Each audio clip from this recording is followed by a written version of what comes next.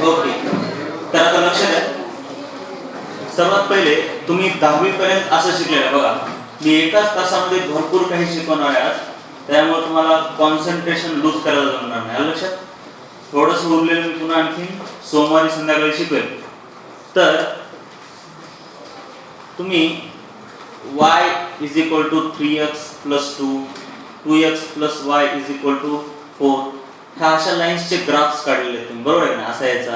असा याचा म्हणजे लाईन्सचे काहीतरी ग्राफ यायचे, बरोबर आहे. मग तुम्ही आतापर्यंत फक्त हे एका प्रकारचे इक्वेशन बघितलंय, परंतु अशाही प्रकारचे इक्वेशन असतात. y² is equal to 2 into 3 into x, त्यानंतर y³ is equal to 4x cube plus log into x, बरोबर आहे.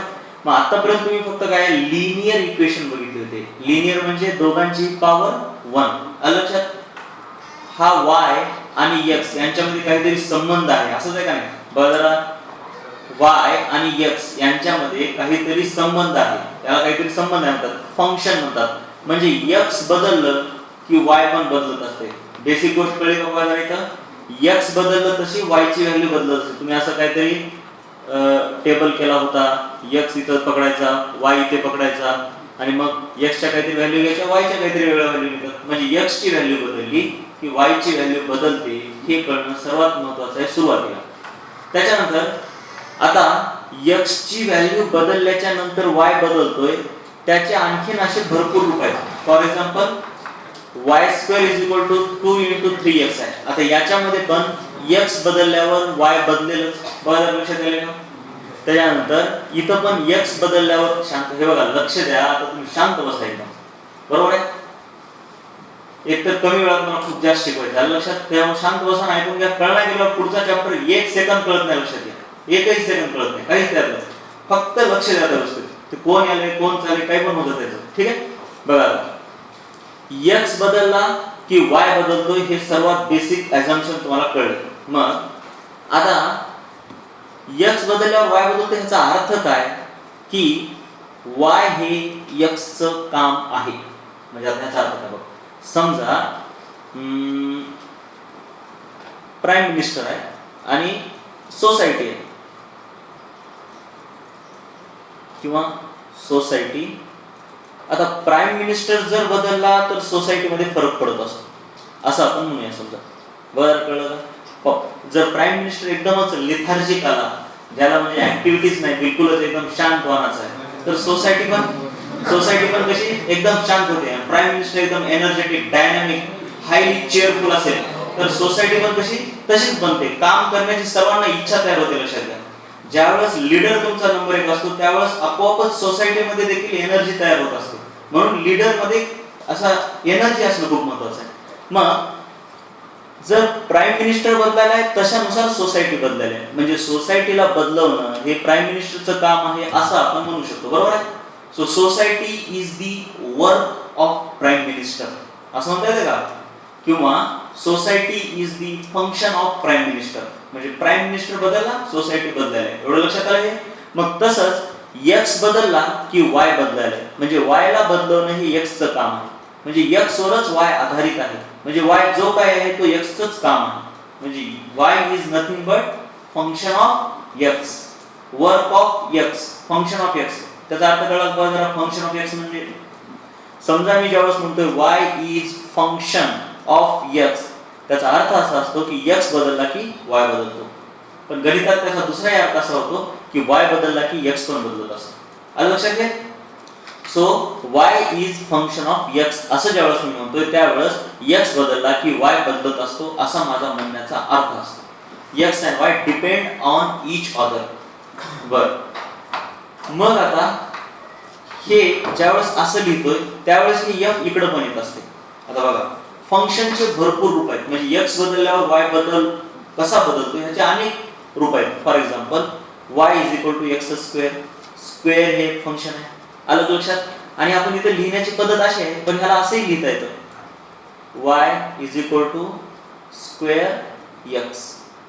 फक्त त्याला काय सोपं जाऊन आपण असं लिहितो x स्क्वेअर. प्रत्येक वेळेस स्क्वेअर x लिहित बसत नाही, आलं लक्षात. त्यानंतर y is equal to x cube.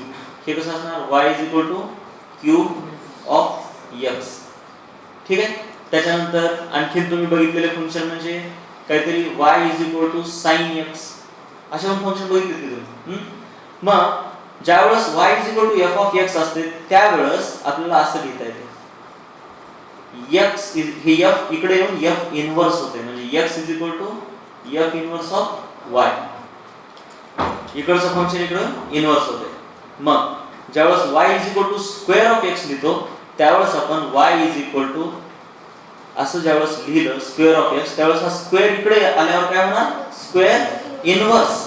Actually square inverse of y x पण स्क्वेअर इन्व्हर्सला आपण काय म्हणतो स्क्वेअर रूट म्हणजे ह्याला एक स्पेशल चिन्ह आहे ते square root of y x. अलग लक्षात. तसंच जसं हा क्यूब इकडे आल्यावर काय होतो क्यूब इन्व्हर्स म्हणजे क्यूब रूट. म्हणजे असे कोणतंही फंक्शन असलं की ते इकडच्या साइड कडून इकडे आलं की त्याचं इन्व्हर्स होते. जसं की आपण बघितलेलं आहे y tan थीटा असेल तर theta tan inverse of y. म्हणजे हे असे झाले फंक्शन. दोन संख्या किंवा दोन पॅरामीटर्स किंवा दोन व्हेरिएबल्स हे एखाद्या फंक्शनने जोडलेले असतात आणि तो फंक्शन एका साइडला f असेल तर त्याच्या उलट्या साइडला तो f इन्व्हर्स होत असतो हे कळलं आता. ठीक आहे.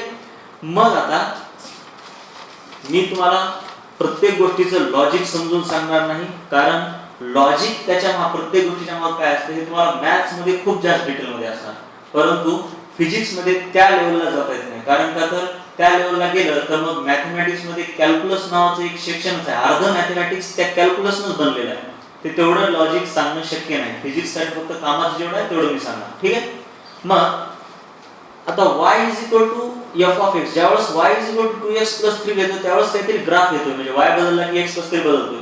तसंच y f ह्याचा काहीतरी असा ग्राफ येतो. बरं कळलं का. प्लॉट येतो. कसा येऊ शकतो काय तुम्ही स्ट्रेट लाईनचे ग्राफ आतापर्यंत बघितले पण असे वाकडे तिकडे ग्राफ कसे असू शकतात डिपेंडिंग अपॉन हे फंक्शन कोणतं आहे ते. जर ते y sin x असेल तर ते फंक्शन असं असं असं वेव्ह सारखं येणार. y log x असेल तर ते फंक्शन असं येणार.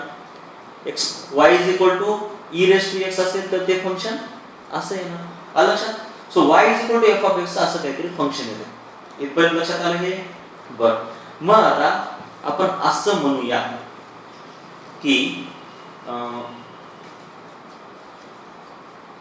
काहीतरी असं मी फंक्शन काढतो बघा. हे फंक्शन आहे y f असं फंक्शन आहे. ठीक आहे. मग आता हा इथला पॉइंट y1 x1 आणि इथला पॉइंट y2 x2 जर असेल तर ह्या दोन A आणि B ह्या पॉइंटला जोडणारी लाईन सेगमेंट तिचा स्लोप तुम्हाला स्लोप झालाय 10वी मध्ये स्लोप झाले y mx + c म्हणजे m जे असते ते स्लोप असते. मग ह्या लाईनचा जो स्लोप असतो तो काय असतो डेल्टा x. इथपर्यंत झालंय तुम्हाला डेल्टा y असते किंवा तेच जर तुम्ही इकडे जर घेतलं मागं तर हा अँगल जर थीटा असेल तर तेच tan थीटा पण असते. हे पण झालंय का तुम्हाला स्लोप त्यालाच m पण म्हणता तुम्ही. म्हणजे ह्या लाईनचा स्लोप म्हणजे m म्हणजेच Δy/Δx म्हणजेच tan theta where theta is angle made by this line with positive x axis. इथला जर अँगल तुम्हाला थीटा दिला असेल तर तो अँगल घ्यायचा नाही. पॉझिटिव्ह x ऍक्सिस सोबत केलेला अँगल तोच घ्यायचा आणि त्याचा tan थीटा म्हणजे ह्या लाईनचा स्लोप असतो. इथपर्यंत लक्षात आलं. मग आता समजा आता हे बघा Δy/Δx जे आहे त्याला मी y2 - y1 हे Δy कळते का. Δy म्हणजे काय असते ही उंची बरोबर आहे का आणि Δx म्हणजे ही जी काय लांबी आहे ती. मग ही उंची म्हणजे काय इथून एवढा अंतर वजा हे अंतर कळाले का. इथून एवढा अंतर सांगा बरं किती असतो. जर ह्याचे कोऑर्डिनेट्स y2 x2 असतील तर हा एवढा अंतर y2 आहे आणि हा एवढा अंतर ह्या पॉइंटचे y1 असणार आहे. सो हे जे अंतर आहे म्हणजेच हा अंतर काय आहे y2 - y1. मग तसाच हा अंतर काय येतो x2 - x1. So therefore slope is equal to y2 - y1 upon x2 - x1. मग आता मी काय करतो हळूहळू आता ह्या स्लोपला छोटं छोटं करत जाऊया आपण.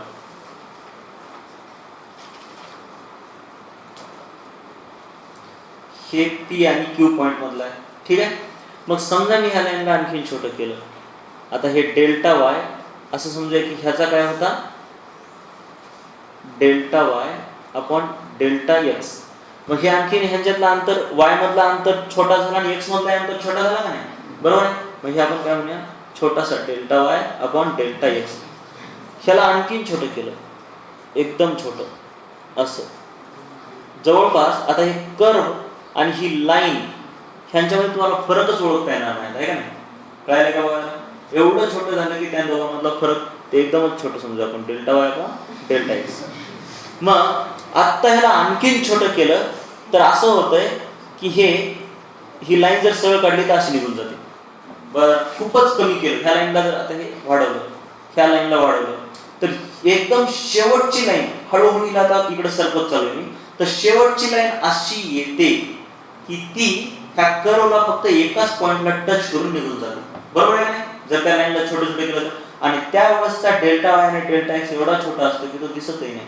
मग त्याला आपण dy बाय dx असं लिहित असतो, वेअर dx टेंड्स टू 0 असं म्हणतात. त्याचा अर्थ तुम्हाला नंतर कळेल आणि बायोवाल्यांना कळणं नसणार त्याला, असंच आहे. मग dx टेंड्स टू 0 म्हणजे dx एवढा छोटा आहे की तो शून्य एवढा आहे, जणू काही शून्य एवढा आहे पण शून्य पण नाही.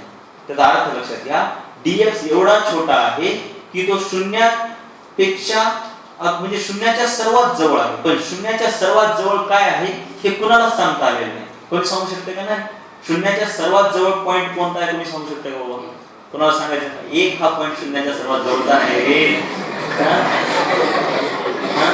एवढं मोठं पाप करत जाऊ नका, गणित 10वी पर्यंत शिकलास, मॅथमॅटिकल पाप आहे ते, तसं म्हणणं. शून्याच्या जवळचा पॉइंट सांगता येत नाही, 0.000001 त्याच्यापेक्षा छोटा मला पॉइंट सांगतात. म्हणजे मला काय म्हणायचंय, हे dx एवढं छोटं आहे की ते सांगताच सोय नाही. मग ही जी लाईन, लक्षात हे एकदम महत्वाचं, आता इथून पुढे एकदम महत्त्वाचं सुरू झालं. ही जी लाईन आहे ती ह्या कर्वला जस्ट टच करून जाते, बरोबर. जरा कळलं काय, टच करून जाते हे कळलं. मग जी लाईन कर्वला एखाद्या पॉइंटवर टच करून जाते त्या लाईनला, त्या कर्वची, त्या ठिकाणची टँजंट असं म्हणतात. आलं लक्षात. मग ह्या टँजंटला काहीतरी स्लोप असणार. आता हे प्रत्येकाला स्लोप होता की, आहे का नाही. मग ह्या टँजंटचा स्लोप काय असणार, dy बाय dx. आलं लक्षात. मग ह्याला म्हणतात y चा डेरिव्हेटिव्ह. आता हे जे कर्व आहे बघा, हे कर्व काय आहे, y is equal to f of x असा कर्व आहे का नाही. मग ह्याला म्हणतात y चा derivative with respect to x. आलं लक्षात. y चा derivative with respect to x. हे बघा, तुम्हाला आळस वगैरे येत असेल तर थोडं तरी असं करा, थोडा तरी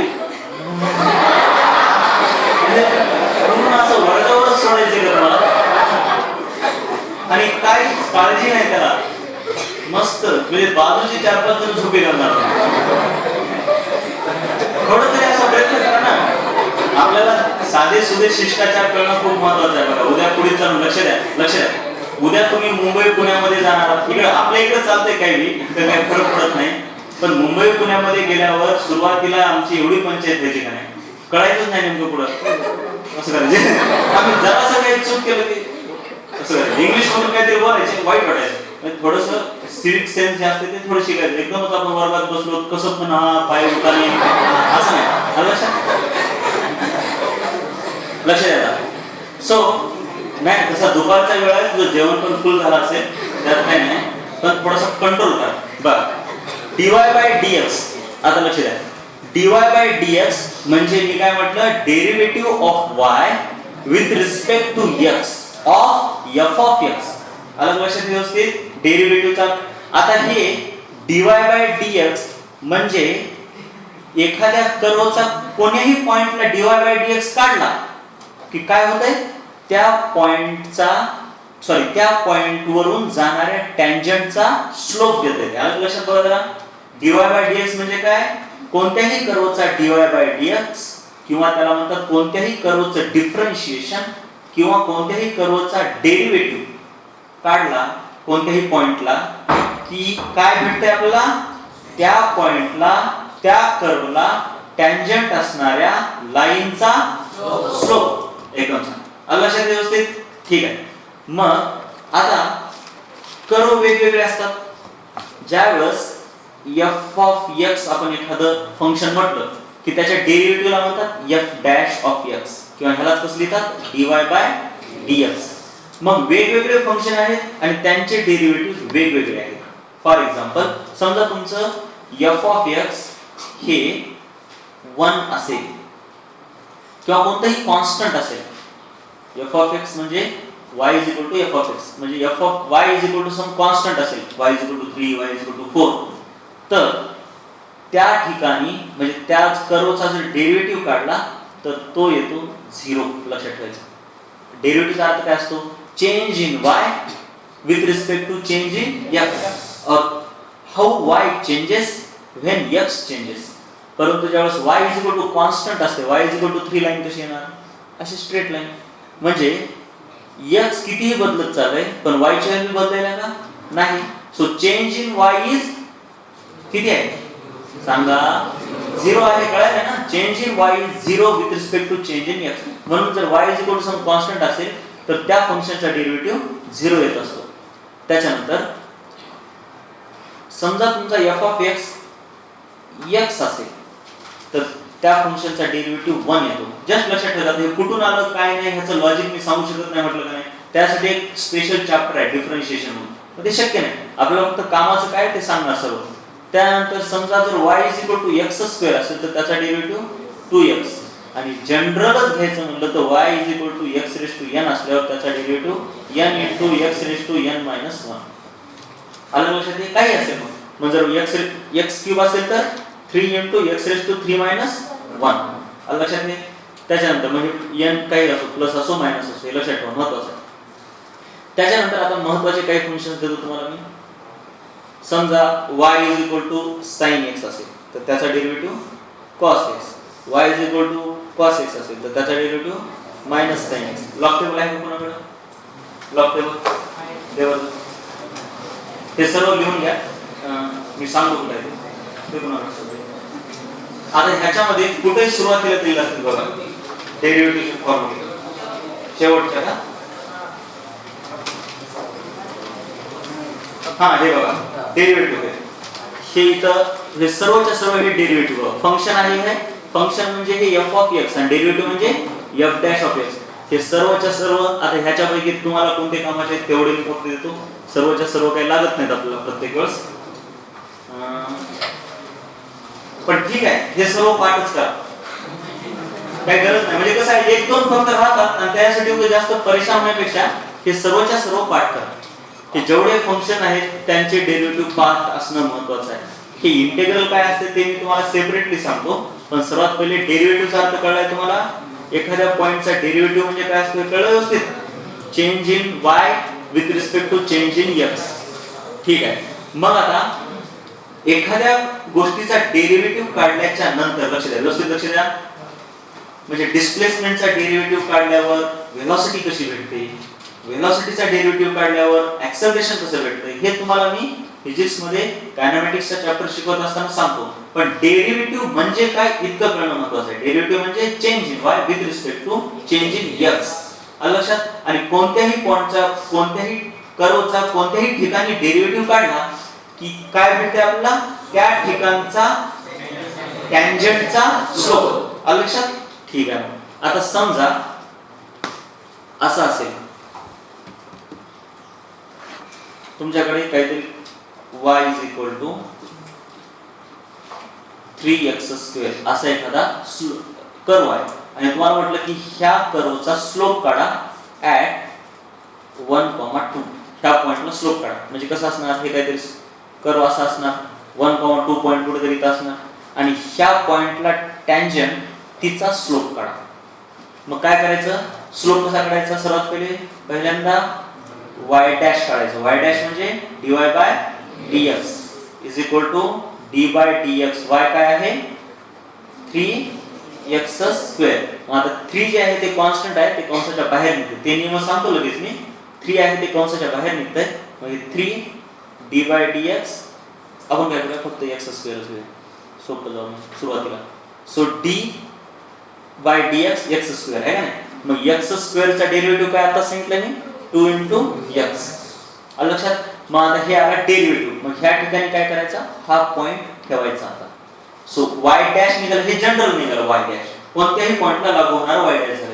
मग आता काय करायचं वाय डॅश ॲट 1,2 ह्या पॉइंटला काय व्हॅल्यू आहे त्याची, म्हणजे हे कोणत्याही पॉइंटचा स्लोप आहे. आता 1,2 ह्या पॉइंटचा स्लोप काढायचं म्हटलं की याच्या ठिकाणी हा पॉइंट ठेवायचा. आता y तर नाही याच्यामध्ये, मग y ची व्हॅल्यू ठेवायची गरज नाही, फक्त xच आहे. मग 2 गुणिले x म्हणजे 2. सो स्लोप किती आला 4. आलं लक्षात. स्लोप कसा काढायचा ते. त्याच्यानंतर find slope of tangent to this curve at 1,2. आलं लक्षात. आता एखाद्या ठिकाणचा स्लोप कसा काढायचा हे कळलं आपल्याला. त्याच्यानंतर नेक्स्ट कन्सेप्ट आहे याच्यामध्ये, म्हणजे सम हे आहे तुम्हाला आता नियम आहे डेरिव्हेटिव्ह काढण्याचे नियम.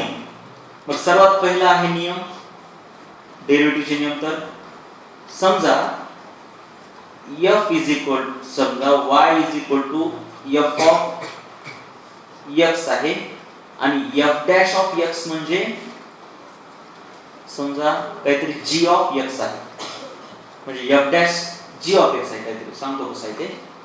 मग f dash of ax plus b, f dash of ax plus b किंवा ax म्हणा फक्त, काही गरज नाही. f डॅश ऑफ ax काय असते a into f dash of x, म्हणजे ह्या कॉन्स्टंटला फक्त बाहेर काढता येते. आलं लक्षात. म्हणजे ह्याचा डेरिव्हेटिव्ह म्हणजे जस्ट ह्या कॉन्स्टंटला बाहेर काढायचा आणि त्याचा डेरिव्हेटिव्ह घ्यायचा. त्याच्यानंतर आणखी ह्या नियमापेक्षा जास्त बेरजेचे आणि वजाबाकीचे नियम महत्त्वाचे. बरं, नंबर 1, समजा तुमच्याकडं तुम्हाला असा डेरिव्हेटिव्ह काढायचा d by d y d x of f of x plus g of x, असे दोन फंक्शन आहेत. तर त्यांचा बेरजेचा डेरिव्हेटिव्ह म्हणजे त्यांच्या डेरिव्हेटिव्हची बेरीज असते. त्याचं उदाहरण इजी, समजा तुम्हाला काय करायचंय डेरिव्हेटिव्ह काढायचा आहे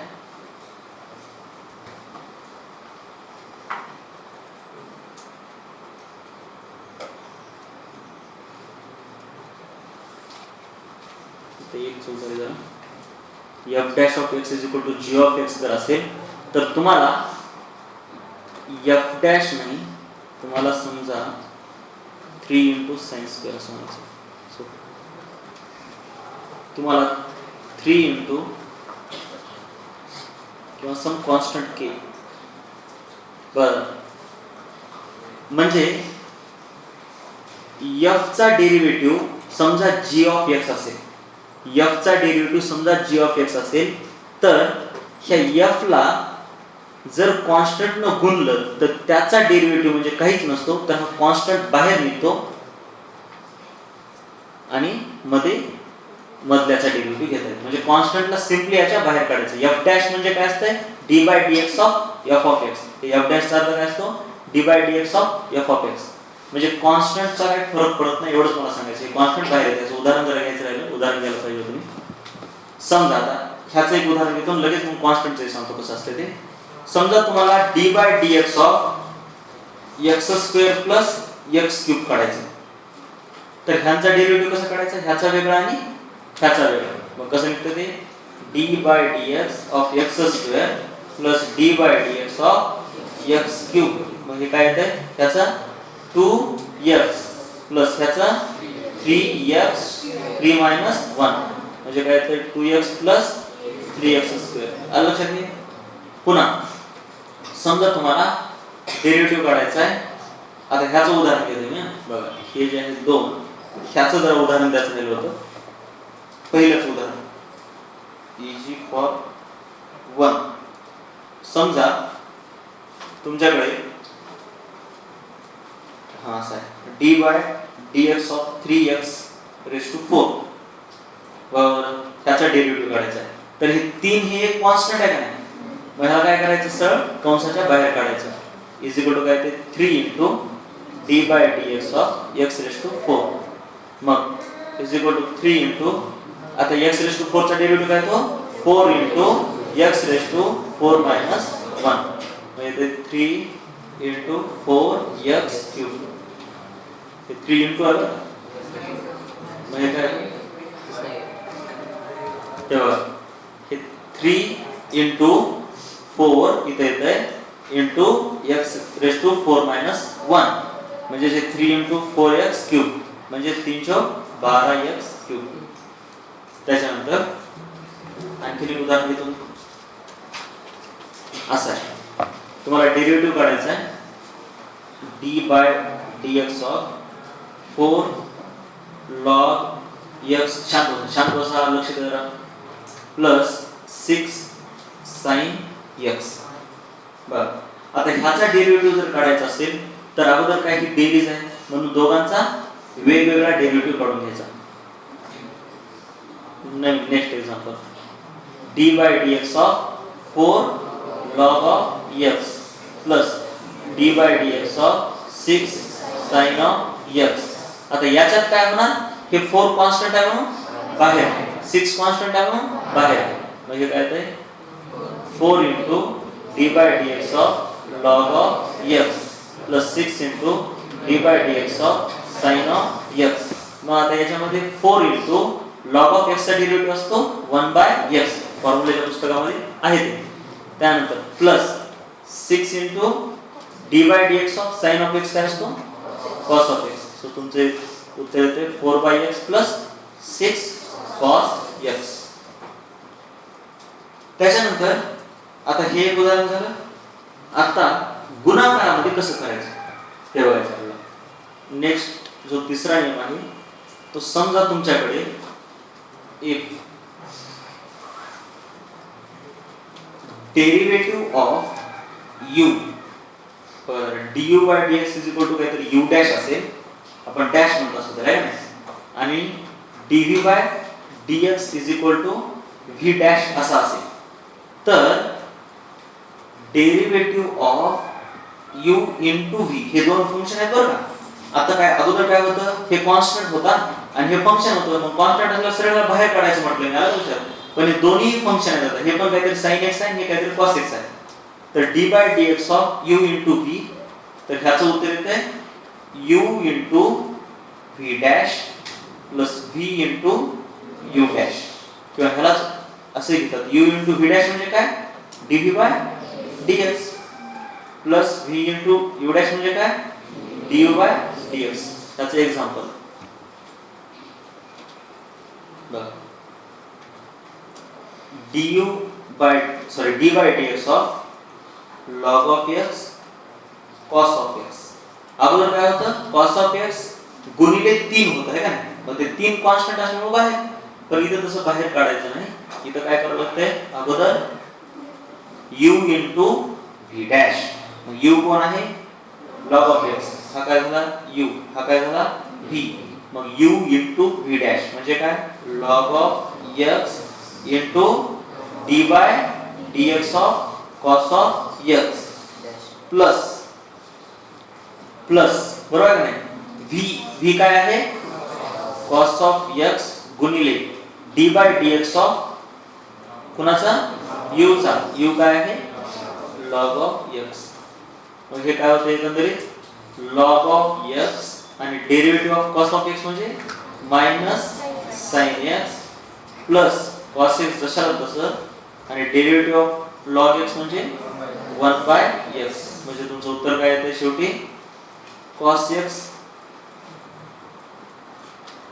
upon x. बघा दिसते का हे उत्तर काय cos x upon x आहे का हे आणि हे मायनस होते का minus sin x log x. आलं लक्षात हे ठीक आहे आता जरा लिहा